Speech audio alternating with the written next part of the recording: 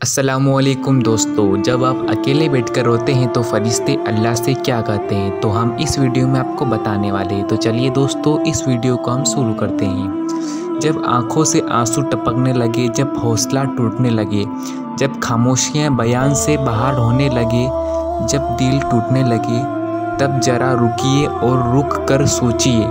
हाँ, कोई नहीं अपना मगर रब तो है ना पास। जब अल्लाह साथ है तो कैसा गम। जब अल्लाह से कुछ मांग रहे हो तो शक में मत पड़ो, यकीनी कामिल रखो, वो देगा क्योंकि वही देता है।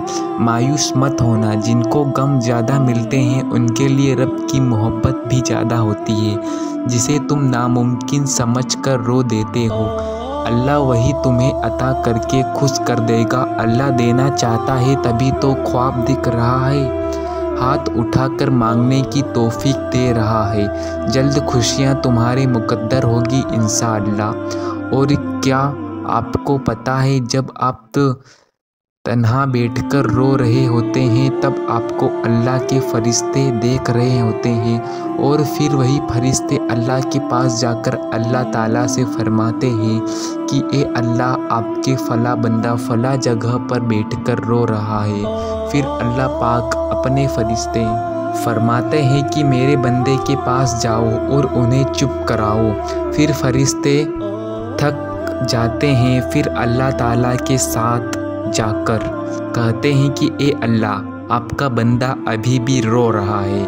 और फिर फरिश्ते अल्लाह ताला से पूछते हैं कि आपका बंदा किस चीज़ के लिए इतना रो रहा है, जबकि आपके पास अपने बंदों के लिए अताओं का समंदर है। आप उन्हें किस चीज़ से महरूम किए हैं। तब अल्लाह ताला फरमाते हैं कि मेरा बंदा इसलिए रो रहा है क्योंकि मैंने उससे उनके कोई चीज़ छीन ली है जो उनको बहुत ज़्यादा अजीज है, और वह उस चीज़ को वापस हासिल करने के लिए इतना रो रहा है। फिर अल्लाह पाक अपने फरिश्तों से फरमाते हैं कि मेरे जात की कसम, अगर मेरा बंदा इस पर मेरी रजा के खातिर सब्र कर लिया तो मैं उससे ऐसी चीज़ से नवाजूंगा जिस पर पूरी कायनात रश्क करेंगे, और फिर जो चीज़ उससे छीन ली गई है वह उस चीज़ को भूल जाएगा। बेशक अल्लाह ही हमारे दिलों को जानता है।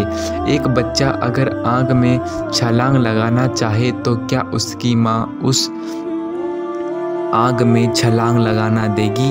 बिल्कुल नहीं देगी, क्योंकि उससे बच्चे को खतरा है जो कि वह नहीं जानता, मगर उसकी माँ बेखूबी जानती है। पर सोचो, वह रब तो 70 माँ से भी ज़्यादा मोहब्बत करता है, फला वह तुम्हें ऐसी चीज़ में क्यों मुब्तला रखेगा जो तुम्हारे लिए बेहतर नहीं। बेशक अल्लाह ही जानता है कि हमारे हक़ में क्या बेहतर है। जब तुम्हारी ज़िंदगी में कोई ऐसी तकलीफ़ या परेशानी आ जाए जो तुम्हारे कंट्रोल से बाहर हो, तो हमेशा याद रखना इस बात को, आधी के पीछे भी अल्लाह की रहमत की बारिश छुपी होती है।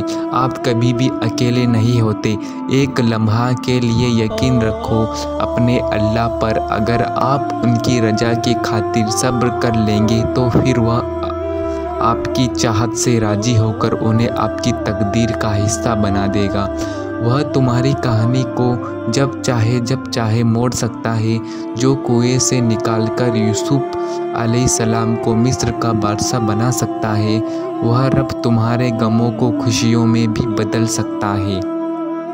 अल्लाह ताला फरमाते हैं कि दुआएं पहाड़ों को भी उनकी जगह से तब्दील कर सकती है। दुआ नसीब बदल सकती है, जो छीन लिया हो वह वापस लौटा सकती है।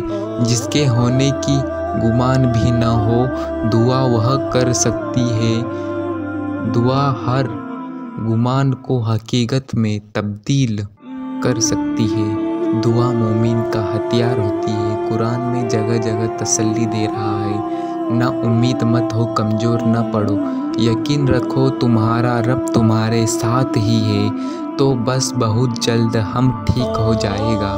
इंशाअल्लाह वो दिन करीब है जब तुम अपनी हर दुआ हकीकत बनते देखोगे। इंशाअल्लाह लोग तुम्हें तोड़ेंगे, बस तुम हिम्मत न हारना, मायूस न होना, बस तुम खुद को रब से जोड़ लेना, बाकी लोग को वो देख लेगा। रब उस इंसान को गिरने नहीं देता जिसे हर हाल में अल्हम्दुलिल्लाह कहने की आदत हो। दुआ के लिए हाथ उठाना और तुम्हारा मांगना, अल्लाह के तौफीक के बिना